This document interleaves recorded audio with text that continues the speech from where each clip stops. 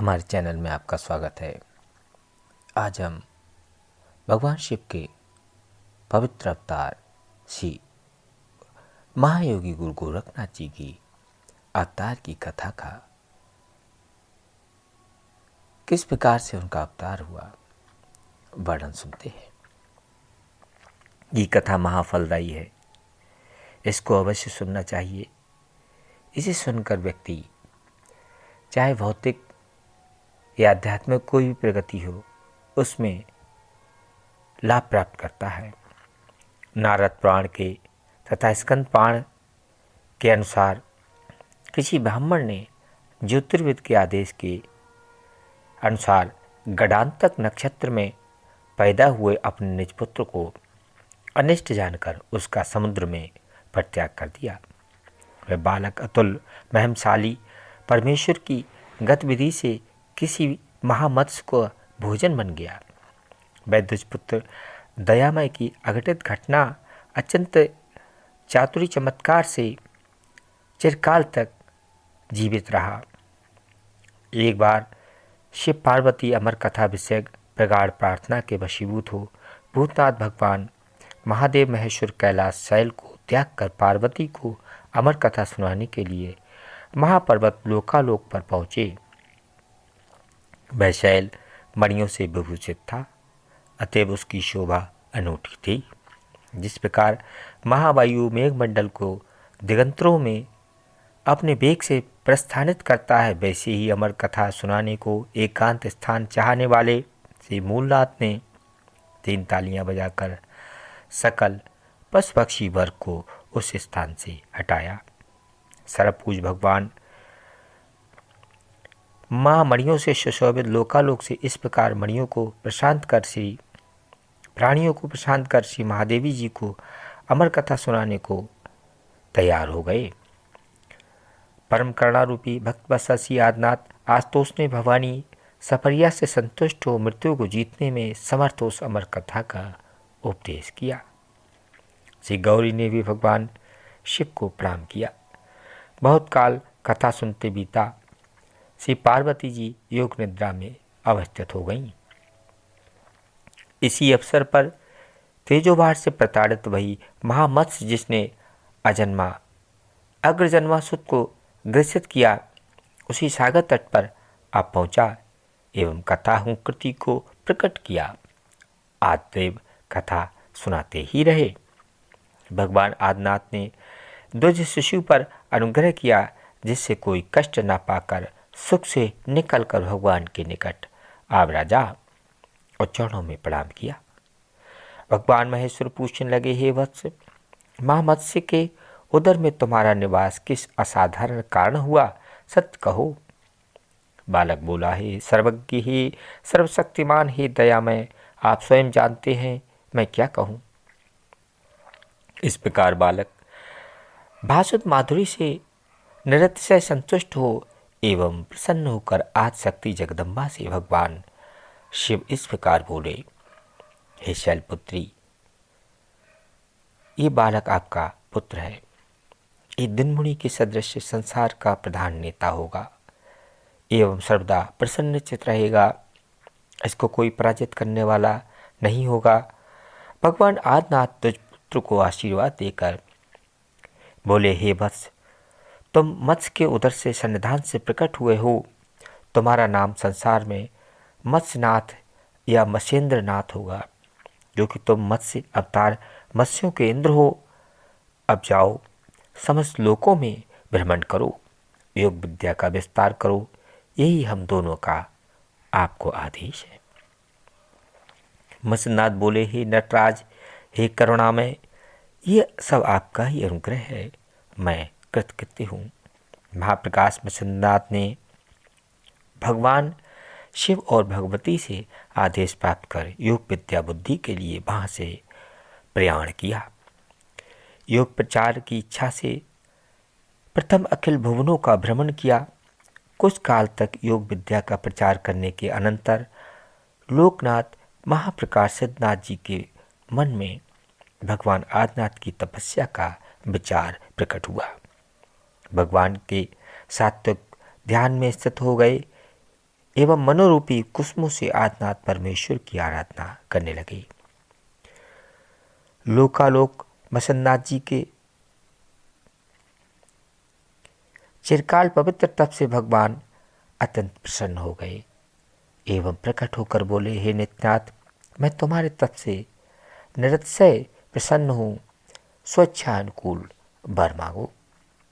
सिद्धनाथ बोले, हे प्रभु, यदि आप मेरे ऊपर प्रसन्न हैं, वर देना चाहते हैं, तो मैं इसी को उत्तम समझता हूँ और याचना करता हूँ कि आप मेरे सहायक होकर अवतार को धारण करें। तब भगवान शिव बोले, मैं स्वयं आकर तुम्हारी सहायता करूँगा, तब तक योग विद्या विकास करो। ऐसा कहकर श्री महादेव कैलाश आदि को चले गए।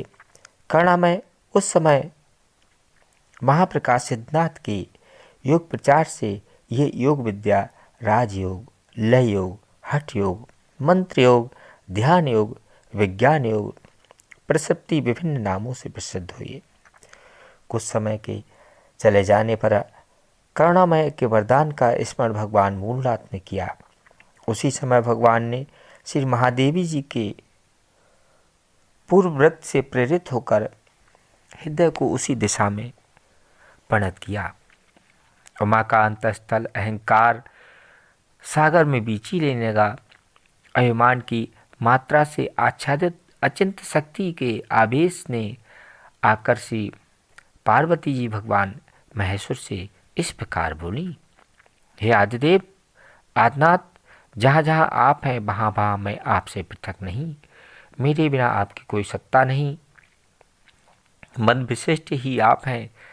हे महादेव आदिनाथ, आप विष्णु हैं तो मैं लक्ष्मी हूँ, आप महेश्वर हैं तो मैं महेश्वरी हूँ,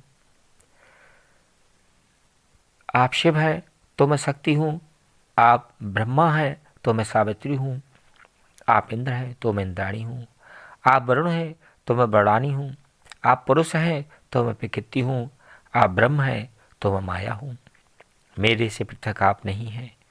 जगदम्बा के वचनों का स्मरण कर मूलनाथ बोले, हे महेश्वरी, जहाँ जहाँ तुम हो मैं वहाँ अवश्य हूँ, ये कथन सत्य है, और जहाँ जहाँ मैं हूँ वहाँ वहाँ आप विराजमान हैं, ये कथन सत्य नहीं है। क्योंकि जहाँ जहाँ घट है वहाँ वहाँ मृत्तिका अवश्य है, किंतु जहाँ मृत्तिका है वहाँ घट नहीं। आकाश सर्व पदार्थों में व्यापक है, सर्व पदार्थ आकाश में व्यापक नहीं। महादेव जी ने विचार किया, जगदम्बा के कथन का समाधान और महाप्रकाश को वरदान दोनों का पालन समय अपेक्षी अवश्य है। बस क्या था, भगवान आदिनाथ मूलनाथ ने अपने आत्मबल समुदाय को दो भागों में विभाजित किया। एक समुदाय से पूर्ववत में ही अवस्थित रहे, दूसरे समुदाय को गोरखनाथ रूप में परिणत किया। वे गोरखनाथ एकांत निर्जन किसी विशेष पर्वत मध्य शुद्ध स्थान में विराजमान होकर समाधिस्थ हो गए। महेश्वरानंद भगवान गोरखनाथ के प्रबल तपोबल प्रताप से वह पर्वतराज अनुपम रूप से सुशोभित हुआ। कुछ ही समय के पश्चात योग संप्रदाय प्रवर्तक श्री गोरखनाथ जी जिस पर्वत पर ज्ञान में तप में विराजमान थे, वहाँ जगदम्बा को साथ लेकर भगवान आदिनाथ शिव ने गमन किया। मार्ग में कुछ ही विश्राम कर भगवान श्री भवानी से बोले, हे गौरी, जो ये पर्वत समक्ष दिखता है, इसमें एक महान परम पुरुष योगराज चिरकाल से समाधिस्थ है, आप उनके दर्शन करें। आदिनाथ भगवान मूलनाथ की आज्ञा को पाकर उनको प्रणाम कर महादेवी जी ने वहां से प्रस्थान किया। भगवान गोरखनाथ को समाधि में बैठे देखा, ऐसे मानो बहुत से सूर्य निकलकर ही प्रकाश कर रहे हैं। श्री शिव का रूप पूज्य जानकर हाथ में पुष्प लेकर श्री पार्वती देवी ने गोरखनाथ को हृदय से आदेश किया। महादेव के विभिन्न विचारों के पश्चात श्री महादेव जी के कथन का स्मरण किया। कहीं ऐसा ना हो कि मेरे कथन का उत्तर देने के लिए ये कोई अचिंत सामग्री रचाई गई हो। योगी की परीक्षा का यही समय है। सत्य सत्य का निश्चय परीक्षा के बिना नहीं होता। माया के कार्यों को जीतना कठिन है। माया तो दूर रही उसे कैसे जीता जा सकता है। मेरा नाम माया है, मैं सबसे बड़ी शक्ति हूँ। मैंने ब्रह्मा आदि को बिना बस किए नहीं छोड़ा। उमा देवी, महेश्वरानंद, गोरखनाथ भगवान की परीक्षा लेने को तत्पर हो गई। चतुर्धा अपनी योग माया से उत्तम जगन्मात्र के पदार्थों को रचकर प्रत्यक्ष रूप से सब कुछ कर दिखाया और कोई पदार्थ शेष नहीं रहा। अवस्थित भगवान गोरखनाथ के समक्ष माया के सहस्रों प्रयत्न इस प्रकार अस्त हो गए जैसे मध्याह्न कालिक मार्तंड के समक्ष तारागण विलीन हो जाते हैं। भगवती ने महादेव के वचनों को सच समझा। ये मेरे लिए ही अद्भुत चमत्कार का आकार खड़ा किया है। ऐसा विचार करती हुई पार्वती देवी जी को गोरखनाथ जी बोले, हे देवी, जाओ, भगवान आदिनाथ आपका स्मरण करते हैं। योगाचार्य के अनुरूप उपदेशामृत को पीकर वहां से भवानी ने भगवान शिव के पास को प्रस्थान किया।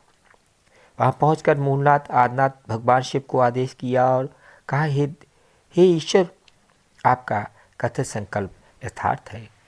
मेरे बिना भी आप विद्वान हैं, अतः आपकी सत्ता ही प्रधान है। ये मैंने अनुभव किया। शक्ति का लक्ष्य शक्तिमान के अभ्यंतर से ही होता है।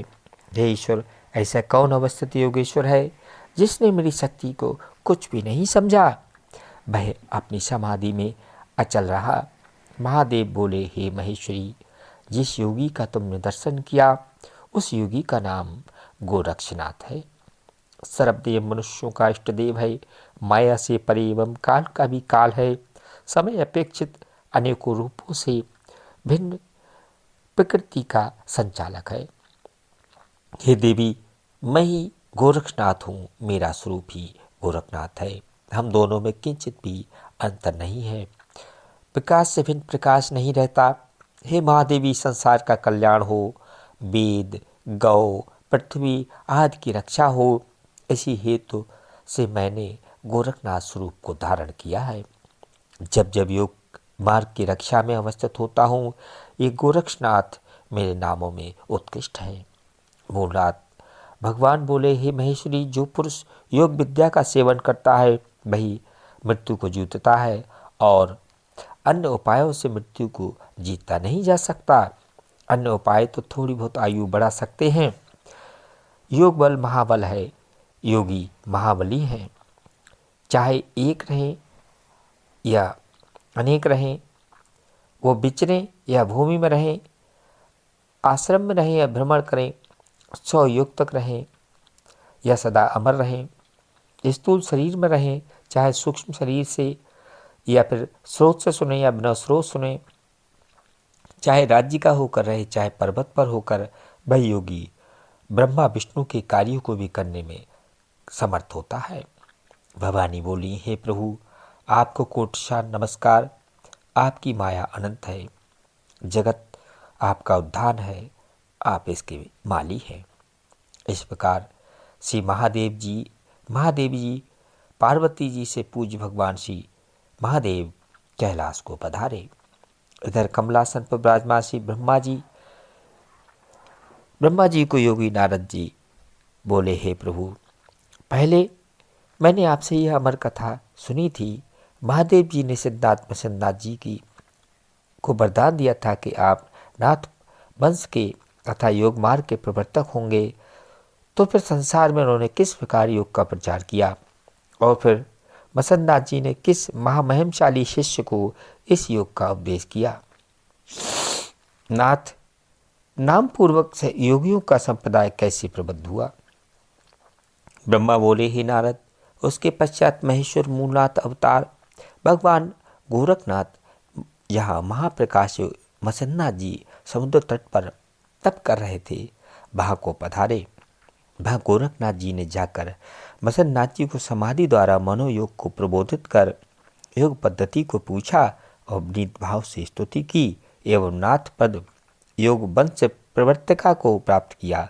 इसी भगवान आदिनाथ मसन्नाथ परंपरागत योग विषय गोरखनाथ ने योग को शक्तिपात, करणावलोकन, आपदेशिक इन 3 शिक्षाओं के द्वारा अनेक राजा, महाराजा, ऋषि, मुनियों और को कृतार्थ किया और उनको दिव्य ज्ञान देकर अमर पद का भागी बनाया। इति श्री स्कंद पाणे ब्रह्म नारद संवादे भगवत श्री गोरखनाथ अवतार कथा वर्णन विशिष्ट 51 अध्याय संपूर्ण। ओम शुभमस्तु। आप इसी प्रकार की वीडियो प्राप्त करने के लिए हमारे चैनल को सब्सक्राइब कर लीजिए, ताकि आपको ये उत्तम सब अमर कथा का और ये तमाम गोरखनाथ जी की योग विद्या का आपको ज्ञान प्राप्त होता रहे। ओम नमो आदेश।